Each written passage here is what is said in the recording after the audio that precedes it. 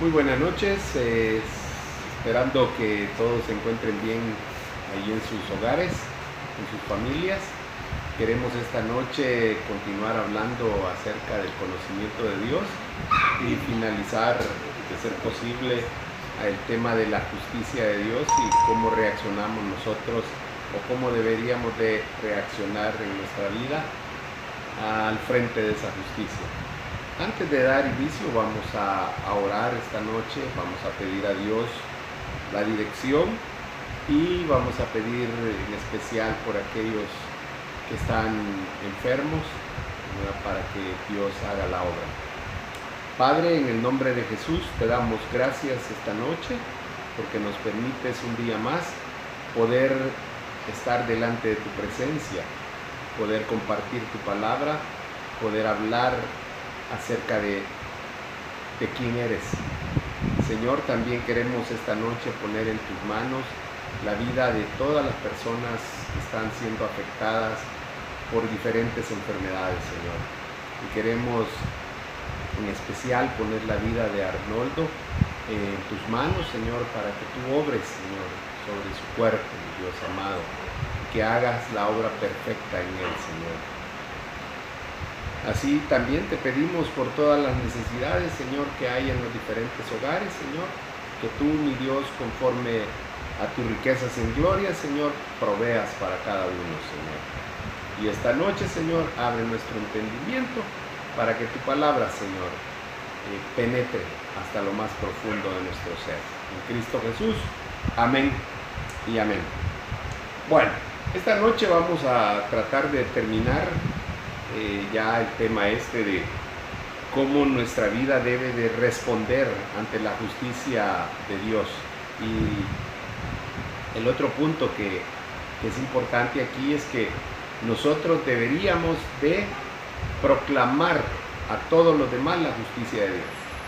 Esa es una forma de respuesta de nosotros que deberíamos de dar. Habíamos hablado los días anteriores que una reacción era que deberíamos de vivir confiando en Dios, ¿verdad? Pues ahora, para terminar, también hablamos de que deberíamos tener una vida de adoración a Dios, basados en su justicia, y hoy vamos a terminar hablando esta parte de la proclama de la justicia de Dios a las personas, a todos los seres humanos. Entonces, yo quiero poner esto delante de ustedes, esta verdad, que las Escrituras nos llaman no solamente a vivir recto delante de Dios, o sea, de una manera recta, eso es importantísimo, sino que también debemos de confiar en la justicia de Dios y debemos adorarlo por las obras que Él hace, por quien es.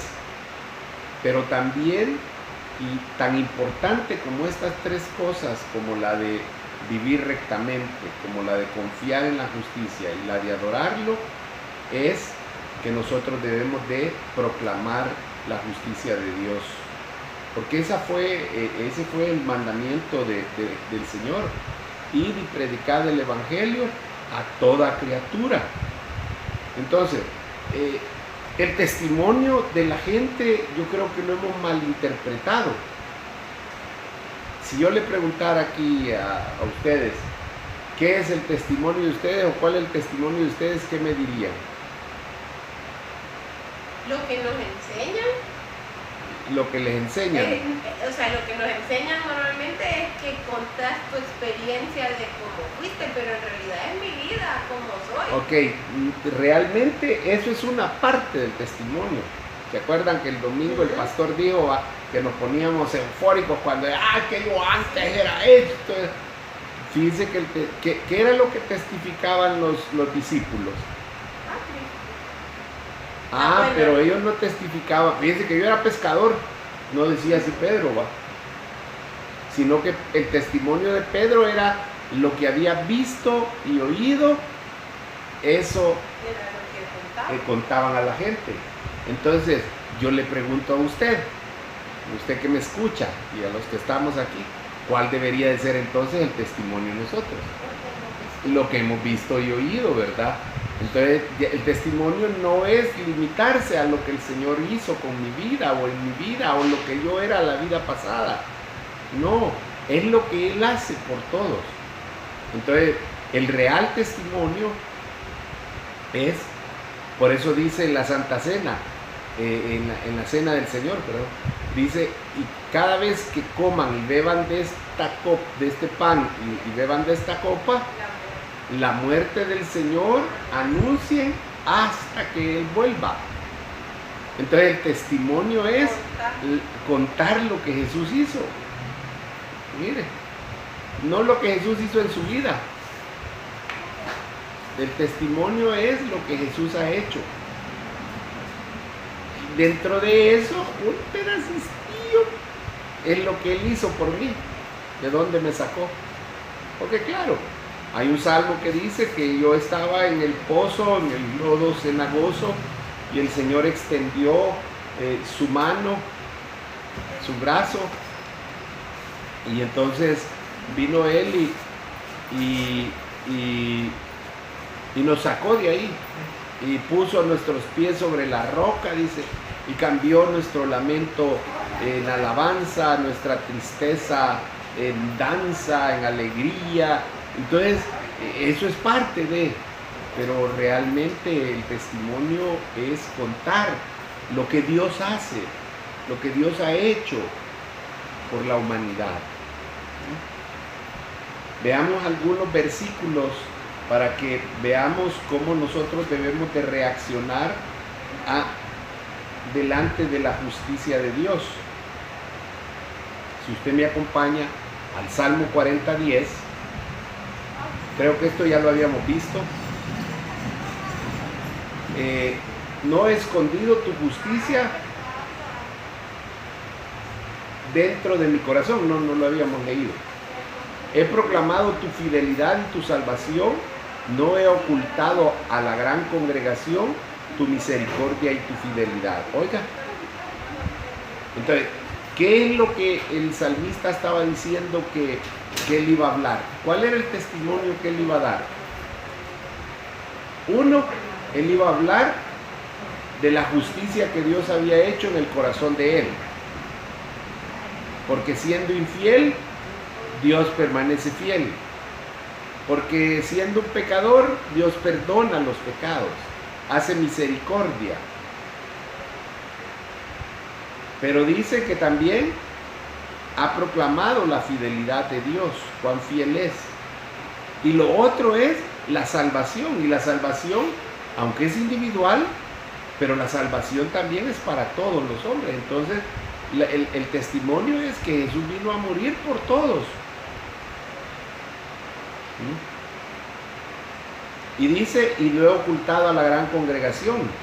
Si queremos tomarlo estrictamente así, entonces es importante contarle a la gente de la iglesia quién es Dios. El evangelismo no solo es afuera, se hace evangelismo también adentro de la iglesia. Si usted ha aprendido verdades acerca de Dios, si usted ha adquirido un mayor conocimiento y un mejor conocimiento de Dios, ¿por qué no compartirlo con los demás hermanos? No está esperando a que el pastor haga un grupo de discipulado para que entonces él discipule. No. Ir y predicar el evangelio a toda criatura, dice la palabra. A todos nos ha dado esa encomienda el Señor, esa responsabilidad, esa obligación. Veamos qué dice el Salmo 71, versículos 15 y 16. Todo el día contará mi boca de tu justicia y de tu salvación. ¿Cada cuánto hay que testificar? Todos los días, de ser posible. Dios nos da diariamente o constantemente la oportunidad de testificar. No se sienta mal, no se frustre, no se aburra de predicar el evangelio. Y tal vez a la misma persona, pero hágalo, porque es lo que Dios está demandando. Para eso le pone a esa persona, para que le hable usted de la palabra, Él nos da la oportunidad constantemente de hablar acerca de Él. Y dice el versículo 16, vendré con los hechos poderosos de Dios el Señor, haré mención de tu justicia, de la tuya sola. Oiga, entonces, ¿qué es lo que hay que hablar? De la justicia de Dios. Hay tres cosas que agradan a Dios y ya las vamos a leer. Y una de ellas es la justicia. De eso se agrada a Dios. Aquí en estos dos versículos que hemos, en estas dos porciones, perdón, de la palabra, que son 3 versículos que hemos leído, hay verdades. Y una de ellas es que aunque no comprendamos completamente la totalidad de los hechos justos de Dios, porque no tenemos la capacidad de entender y de comprender realmente la justicia de Dios, pero eso no debe de ser un impedimento para contarle a los demás lo que sí conocemos y lo que sí sabemos. No pretendamos ser Pablos, no pretendamos ser otra persona que no somos. Dios nos ha dado capacidades a cada uno y dice que nos dio dones de acuerdo a nuestras capacidades. Y un don que nos dio es el don del habla. ¿O no puede hablar usted? Yo creo que sí, va, hasta además habla a veces, como decía mi papá, hasta por los codos habla, aquellos que no se callan, va. Pero cuando es de hablar la palabra de Dios, ahí están mudos, va. Hable, hable, el Espíritu lo va a respaldar.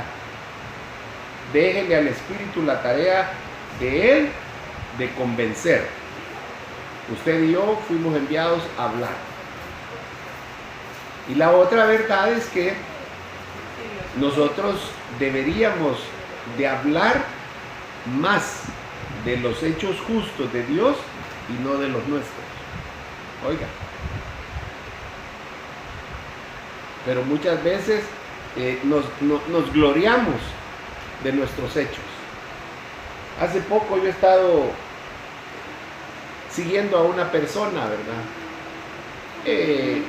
Ha tenido triunfos, logros muy buenos, como ninguna otra persona, muy probable. El gran problema que tiene es que ella sola se alaba, ¿va? Ella sola se adula, ¿va? Pues sí, el que alcance los méritos y que a esta persona la hayan nombrado aquí, allá, como la exponente de esto, o contada entre las 100 mejores personas del mundo, o lo que sea, no es uno el que tiene que hablar de eso. Que sean otros los que digan quién eres. Entonces la gente se gloría de sus acciones, de sus hechos. Y oigan lo que dice el Salmo 115:1. No a nosotros, oh Jehová, no a nosotros, sino a tu nombre da gloria. Entonces, aquí hay que darle gloria al nombre del Señor, para empezar.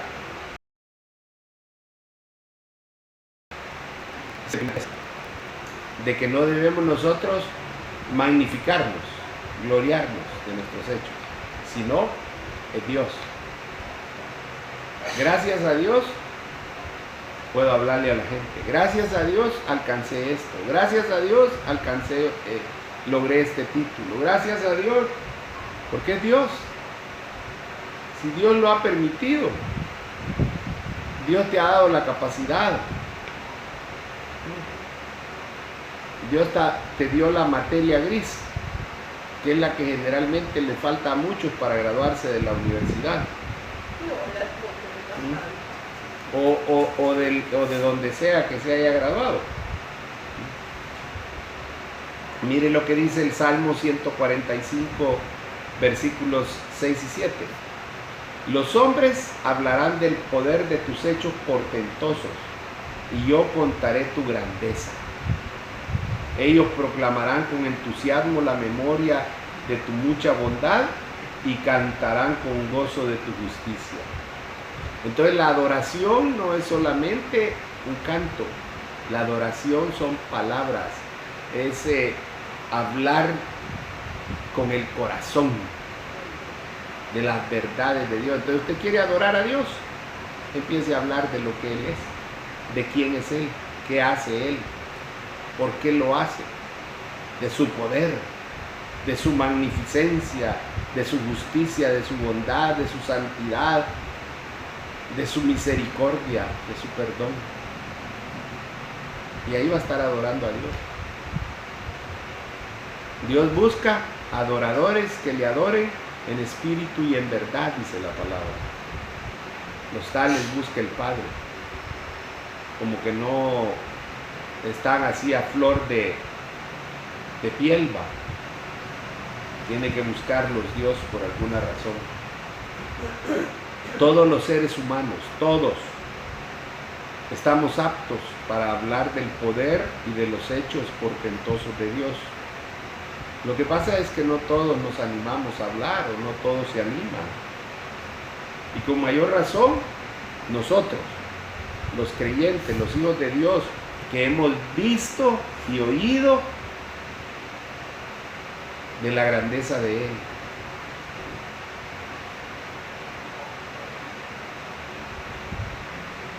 Ayer Celina decía que ella le había pedido a Dios que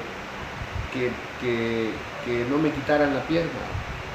Qué bueno que ella deseaba eso. Y yo hoy estaba indeciso, decía yo, quizás les voy a contar mi testimonio, pero no. Dios me alentó, me motivó a seguir hablando acerca de esto. Pero imagínense, antier, me topé con un ortopeda comprando yo un bastón, y entonces me dijo el médico, ¿dónde lo operaron? En el seguro.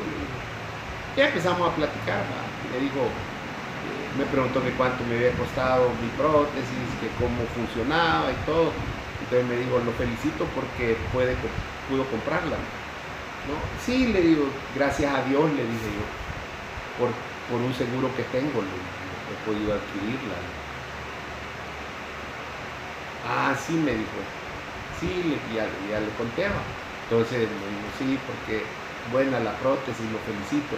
Gracias.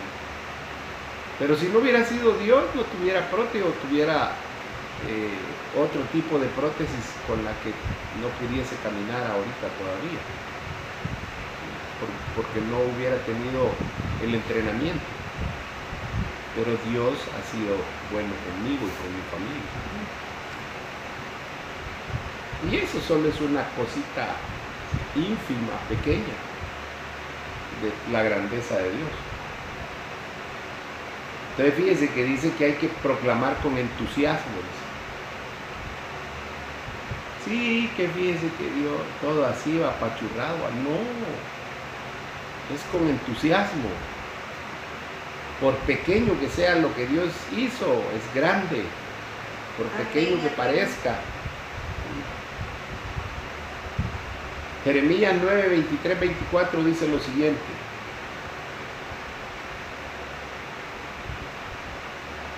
así dice el Señor, no se gloríe el sabio en su sabiduría, ni se gloríe el poderoso de su poder, ni el rico se gloríe de su riqueza. Mas el que se gloríe, gloríese de esto, de que me entiende y me conoce, pues yo soy el Señor que hago misericordia, derecho y justicia en la tierra. Porque en estas cosas me complazco, declara el Señor. Entonces le decía yo que hay tres cosas que le complacen al Señor: la misericordia, el derecho y la justicia. Y cuando nosotros conocemos a ese Dios misericordioso, a ese Dios justo, a ese Dios derecho, entonces podemos empezar a practicar esas cosas. Debemos de empezar a practicarlas. Y de eso hay que gloriarse, de que conocemos a ese Dios que es así. Yo he conocido a Dios y mucho más este último año. Lo he conocido de una manera diferente, sobrenatural, como ya lo conocía, pero en otros aspectos. Esto mismo, mire, que he estado predicando todo este tiempo, créame que yo disfruto hablar de esto, porque estoy aprendiendo de ese Dios, las cosas que ya había oído yo de Él, hoy con la palabra, hablando la palabra, viendo los contextos y los textos, es una riqueza tremenda. Y eso me hace que yo anhele ser diferente. Porque ¿cómo yo voy a actuar de una manera diferente ante un Dios que es justo? Tengo que actuar de manera justa. ¿Cómo voy a actuar de una manera diferente ante un Dios santo, sino buscando la santidad, el amor, la bondad? Entonces, ¿de qué hay que gloriarse? De que entendemos y conocemos a Dios, que hace misericordia, es derecho y hace justicia. Terminemos con este versículo. Primera de Pedro 2, 9, 10. Un versículo conocido por todos. Dice así: pero vosotros sois linaje escogido, real sacerdocio, nación santa, pueblo adquirido para posesión de Dios, a fin de que anunciéis las virtudes de aquel que os llamó de las tinieblas a su luz admirable. Pues vosotros en otro tiempo no erais pueblo, pero ahora sois el pueblo de Dios. No habíais recibido misericordia, pero ahora habéis recibido misericordia. ¿Cuál es uno de los grandes propósitos de la Iglesia del Nuevo Testamento y de cada creyente de manera individual? Contar las grandezas de Dios, contar las excelencias de Dios, adorarlo, exaltarlo, proclamarlo,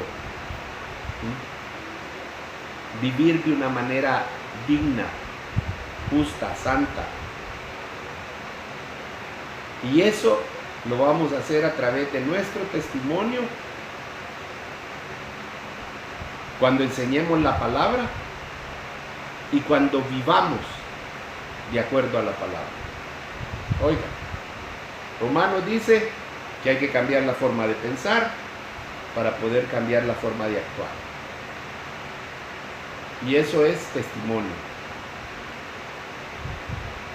Cada uno de nosotros, dice la palabra, debiendo ser maestros, todavía necesitáis alimento líquido, leche. Pero todos deberíamos de enseñar la palabra. Y yo no le estoy diciendo que usted se haga un maestro. No es necesario eso. Si con que la hable, con que agarre a una persona y le empiece a hablar, busque versículos y se los comente, los discutan, le esté enseñando. No necesita tener un título de maestro. Y vivir la palabra. Vivirla, porque de nada sirve decirla.